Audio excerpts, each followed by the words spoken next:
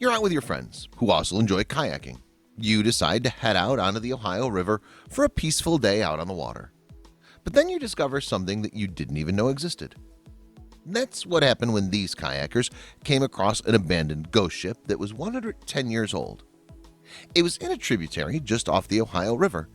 The photos are cool, but what's more incredible is the history of this ship and the things that it's seen before its current resting place. Check these photos out. Hey there, I'm Scott Leffler from Why and How, and here's today's story. Kayakers discover a 100-year-old abandoned ghost ship that had quite the history.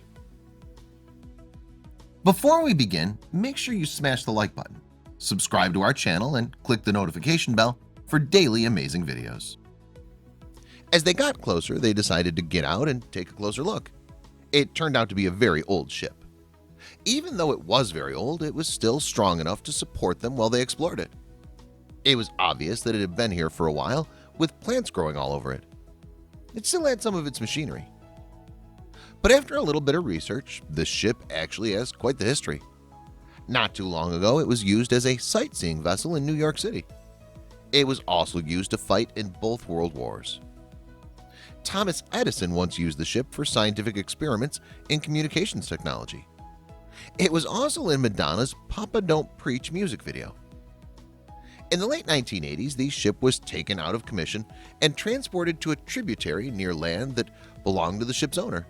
It's rested there ever since.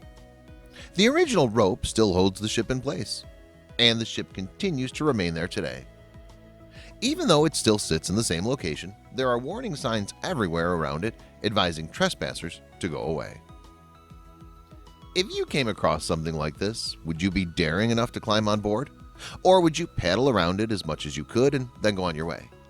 I think I'd paddle around, but I don't think I'd dare to get onto the ship and walk around.